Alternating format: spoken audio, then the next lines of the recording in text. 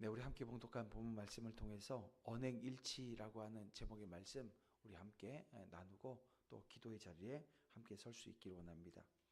여러분, 이 언행일치라고 하는 것이 쉽지 않습니다. 어렵습니다. 왜 그러냐면 뭔가는 말하기는 쉬운데요. 행동으로 옮길 경우 손해가 따르고 또 불편이 따르는 경우들이 많기 때문에 말하는 대로 행하는 것이 절대 여러분 쉬운 것이 아닙니다. 그런데 신앙생활에 있어서 이 언행일치라고 하는 것은 훨씬 더 어렵습니다. 믿음의 삶은 세상의 질서를 초월하기 때문에 그래요.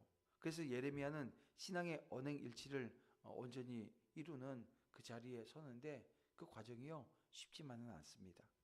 자, 바벨론에 의해서 유다의 왕으로 세워진 시드기야는 이 바벨론에 복종하라고 하는 하나님의 그 말씀에 순종하지 않고 주변 나라들과 연합해서 이 바벨론에 대항하려고 했습니다. 자, 그러자 이 바벨론이 유다의 제4차 이 침공을 실행해서 예루살렘을 포위하게 되어집니다. 그때가 BC 588년 1월 15일입니다. 시드기야는 예레미야가 계속 선포하는 이 바벨론을 복종하라고 하는 메시지에 이 백성들이 막 이렇게 동요할까봐 노심초사하는 거예요. 그래서 바벨론을 왕궁 시대들에 감금시켰습니다. 그렇게 하면 이 예레미야가 어떤 말씀도 전하지 못할 거라고 생각했던 거죠. 그러나 예레미야는 감금된 상태에서 멈추지 않고 계속해서 예언을 선포합니다. 시드기야 왕을 향해서 이 갈대아인들, 그러니까 바벨론 사람들에게 이 벗어나지 못한다고. 자, 오늘 본문에 보면 입을 대하여 말하고 눈이 서로 볼 것이다 라고 하는 선언을 합니다. 여러분, 이게 지금 어떤 상황입니까? 입을 대하여 말하고 눈이 서로 보게 되어지는 상황은요, 이 마주보게 되어지는 상황을 나타내는 표현 아닙니까? 근데 이 적국의 왕과 그런 상황에 있다? 이게 여러분 매우 위험한 상태를 의미하는 겁니다. 실제로 이 시드기야가 이 바벨론 느부갓네살 왕에 끌려가서 어떤 일을 당하게 됩니까? 두 눈이 뽑히게 되어집니다.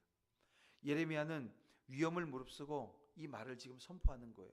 감금된 상태에서 왕에게 이런 메시지를 전한다라고 하는 것은 이 목숨을 걸어야 할 수 있는 일입니다.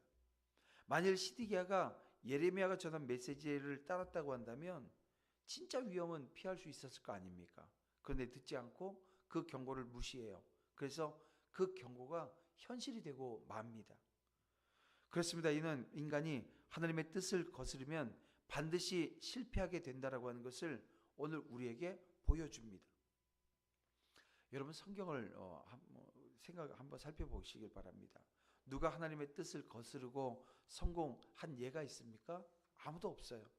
하나님의 뜻을 거스른 자는 한결같이 이 실패라고 하는 것을 하게 되어집니다. 그들 중에 제 아무리 높은 자리에 있다 할지라도, 제 아무리 커다란 힘을 지닌 자라 할지라도 예외 없이 여러분 실패하고 말았습니다. 성경에 그런 예들이 많이 있잖아요. 하나님의 뜻을 거스르며 이 선민을 끝까지 압제하려고 했던 이 바로와 그 애굽의 전역에 하나님께서 내리신 이 재앙들, 10가지 재앙입니다. 이스라엘 입장에서는 이 10가지가 다 기적이었어요. 그런데요, 이 애굽에는 재앙으로 임하게 되어집니다. 그래서 전역이 황폐화되어졌고, 여러분 마지막에 이 10번째 재앙, 이 장자를 치는 재앙으로 인해서 이 애굽 전역에 이 이게 곡성이 여러분 가득한 나라가 되지 않았습니까? 그리고 마침내 이 애굽의 군대는 홍해에 수장되어지고 말지 않습니까? 또한 하나님 앞에서 불순종한 삶을 살면서 하나님께서 이스라엘 왕으로 내정했던 이 다윗을 제거하고자 수단과 방법을 가리지 않았던 사울을 보세요. 그가 어떻게 파멸에 이른 겁니까? 또 선민인 유다인들을 적대시하고 이들 모두를 파멸시키려고 계획을 세웠던 하만을 여러분 기억하시죠? 그리고 이 하만과 그 수하에 속한 모든 자들이 도리어 유다인들을 학살하고자 세워놨던 이 대에 자기들이 만든 데에 자기들이 달려서 죽임을 당한 사실을 우리는 성경을 통해서 봅니다. 교회를 핍박하고 사도들 중에 이 야고보와 베드로를 체포하고 그들 모두를 숙청하려고 했던 이 헤롯이 하나님께서 이 보낸 벌레에 먹혀서 여러분 죽은 사실들, 오늘 우리가 수많은 사례들을 우린 성경 안에서 발견할 수 있습니다. 이처럼 하나님을 대적하는 자, 하나님의 뜻을 거슬려 행하는 자들은 여러분 파멸을 면치 못합니다. 그리고 이런 일은 지극히 당연한 결과라 하지 않을 수 없는 거예요. 왜 그렇습니까? 하나님께서는 온 우주와 역사의 주관자이십니다. 이 세상의 모든 일은 하나님의 뜻대로 진행되어진다는 거예요. 우리 잠언 16장 9절에 있는 말씀 여러분 다 아시죠? 사람이 마음으로 그 길을 계획할지라도 그 걸음을 인도하시는 분은 누구세요? 여호와세요. 하나님이시라는 겁니다. 모든 일은 사람의 뜻대로가 아니라 하나님의 뜻대로 이루어집니다. 따라서 하나님의 뜻에 역행하는 자는 여러분 실패한다라고 하는 건 너무나도 자명한 당연한 일이 아닐 수 없는 겁니다.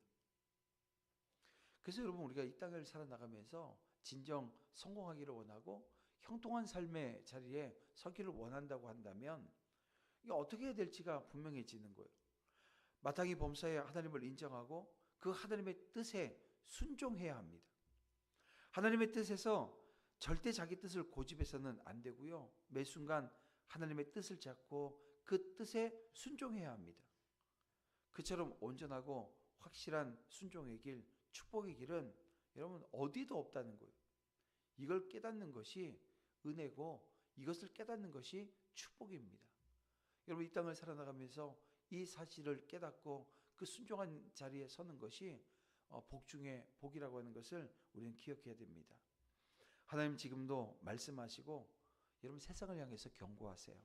이제는 우리 모두가 상황이 여의치 않는다 할지라도 하나님의 말씀을 전하고 선포하는 어떻게 보면 이 예레미야처럼 이 예언자의 사명을 저와 여러분이 감당해야 됩니다.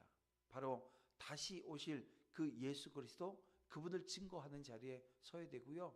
그분께서 이 땅에 다시 오실 때 일어나게 되어질 그 많은 일들이 있지 않습니까? 여러분 그 사실을 우리가 알고 있기에 오늘 우리가 할 수 있는 일은요. 어떻게 하든 한 영혼이라도 더 구원하기 위해서 여러분 믿음의 자리에 또 그 십자가 복음, 그 은혜의 복음을 그 전달하는 전달자로 우리가 살아가는 역사 있기를 주님의 이름으로 축원함을 드립니다. 하나님은 예레미야에게 아나도스에 있는 땅을 사라고 말씀하세요. 이 아나도스에는 예레미야의 숙부의 아들 하나멜이 살고 있었습니다. 이 하나멜은 딱 봤더니 이 유다가 이제 망할 것 같거든요. 이 다급하게 자기가 가지고 있었던 땅을 팔려고 했던 것 같아요. 근데 이 하나멜이 이 예레미야를 찾아와서 이 기업 물을 권리가 예레미야에게 있으니까 자신의 밭을 사라고 지금 이야기를 하는 겁니다. 여러분 땅 물음이라고 하는 이것은 피치 못할 사정으로 땅을 팔아야 할 때 가장 가까운 친족이 그 땅을 매입해야 한다라고 하는 규정입니다. 이 레위기 25장에 나오는 규정인데요. 근데 여러분 생각해 보세요. 나라가 망합니다. 아니 누구 땅을 사가지고 어떻게 할 수 있겠어요. 그런데 나라가 망하기 직전 상황이었기 때문에 여러분 이 하나멜의 제안을 누구도 여러분 수락할 가능성은 없어요. 포위되어서 언제 정복당할지 모르는 위태로운 나라에서 누가 땅을 사겠습니까? 그런데 예레미야는 그 제안을 수락합니다. 그 이유가 어디 있어요? 그 자기가 사고 싶어서 사는 게 아닙니다. 하나님이 말씀하셨기 때문입니다. 땅값으로 은 17세겔을 지불했습니다. 이 17세겔, 은 17세겔이 어느 정도의 돈이냐면요. 그 당시 노동자가 1년 6개월 동안 일하고 받게 되어질 여러분 품삯입니다. 작은 돈이에요? 큰 돈입니다. 그렇게 큰 돈을 들여서 그 밭을 산 이유는 하나입니다. 바로 70년 후에 그 유다를 회복시키시겠다라고 하는 하나님의 약속을 붙들었기 때문에 그래요. 예레미야는 하나님과 증서를 쓰고 증인을 세워 정확하게 계약을 체결합니다. 증서 하나는 봉인하지 않은 열람용으로, 다른 하나는 보관용으로 증인들의 이름으로 봉인한 것입니다. 그래서 여러분, 여기서 우리가 기억해야 될 게 있어요. 진짜 믿음은요, 오늘 우리에게 진짜 믿음이 있습니까? 믿음이 보여요? 보이지 않아요. 그런데 추상적이지 않는다는 거예요. 믿음은 추상적이지 않습니다. 구체적입니다. 동시에 현실의 상황을 뛰어넘습니다. 무슨 말입니까? 우리의 하나님에 대한 그 믿음 역시 다른 무엇보다 하나님의 말씀에 대한 구체적인 순종으로 드러나야 한다는 거예요. 하나님에 대한 믿음은 그 순종이라고 하는 행위로 시험되어집니다. 행위가 따르지 않으면 그 믿음은요, 진실한 것이 아닙니다. 행위는 이 믿음의 진위를 판단하는 시금석이에요. 그래서 믿음이 단순히 지적인 활동이다? 여러분, 절대 그렇지 않습니다. 믿음은 사고와 행동을 연결시키는 것이고요. 또한 그것은 하나님의 성품과 신실하심, 그분의 말씀의 진실하심에 대한 전인격적인 반응인 거예요. 그래서 성경은 뭐라고 말씀합니까? 행함이 없는 믿음은 그 자체가 죽은 것이라고 말씀하고 있는 거예요. 이게 단정적으로 말씀하는 이유가 여기 있는 겁니다. 사랑하는 성도 여러분, 우리가 진정 하나님의 말씀을 믿고 또 그 말씀을 믿는다고 한다면, 하나님을 믿고 그 하나님의 말씀을 믿는다면 순종해야 되는 거예요. 그렇게 순종함으로 그 믿음에 대한 진실성을 보여줘야 합니다. 성경에는 인간적인 측면에서 볼 때 참으로 순종하기 어려운 말씀들이 너무나도 많습니다. 그러나 우리가 진정으로 하나님을 믿는 자들이라고 한다면 우리는 그분의 모든 말씀에 대해서 절대 순종해야 합니다. 여러분은 예레미야처럼 하나님의 말씀에 대해서 그것이 무엇이든지 간에 절대 순종함으로 그 여러분의 하나님에 대한 믿음을 보일 수 있기를 주님의 이름으로 축원함을 드립니다. 순종의 행위를 통해서요, 여러분의 믿음이 진실한 것인지를 보이는 그런 은혜가 있기를 주님의 이름으로 축원함을 드립니다. 말씀을 정리해 볼게요. 예레미야는 유다가 이 바벨론으로 포로로 끌려가지만 정해진 시간이 지나게 되어지면 회복되리라고 예언을 합니다. 그리고 그 예언에 따라 행동하는 거예요. 아니, 자기는 그런 예언 시커내놓고 아무것도 하지 않아요. 이게 의미가 없잖아요. 그래서 자기가 예언한 것에 따라서 행위를 하는 거예요. 예레미야가 그렇게 할 수 있었던 것은 다른 데 있지 않습니다. 하나님의 말씀을 믿었기 때문인 거예요. 여러분, 어떤 상황 가운데 우리가 놓여 있다 할지라도 여러분 말씀을 의심하지 말고 믿어야 합니다. 그러면 그 믿음에 따라 행할 수 있어요. 그리고 그 믿음에 따라 행할 때 우리 성경을 보면 창세기부터 요한계시록까지 동일한 어조로 우리에게 말씀합니다. 어떻게 하면 형통해요? 어떻게 하면 복된 삶을 살 수 있어요? 다른 데 있지 않아요. 그 비결은 하나라고 말씀합니다. 그것은 순종이에요. 어떤 말씀이 내게 임한다 할지라도 순종하는 거예요. 여러분, 그 순종을 통해서 하나님께서는 이 땅에 살아가는 저와 여러분에게 형통의 복을, 때로는 땅에 기름진 복이라고 하는 보너스를 주세요. 오늘 이 아침 여러분 한번 구해보세요. 내 믿음의 순종이, 하나님 보너스 좀 주세요. 한번 해보세요. 여러분, 땅에 기름진 복이 오늘 우리 가운데 임하는 은혜를 경험하게 될 줄 믿습니다. 그 믿음으로 오늘 하루를 시작하는 순종의 아들, 딸들 되시기를 주님의 이름으로 축원함을 드립니다. 이렇게 주신 하나님의 말씀 붙들고 이 아침에도 기도하길 원해요. 기도할 때 이렇게 기도하며 나아가겠습니다.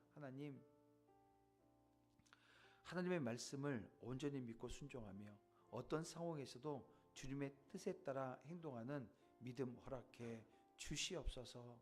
우리 다 같이 주여 한번 부르고 간절한 마음으로 함께 기도하며 나아가겠습니다. 주여 아버지,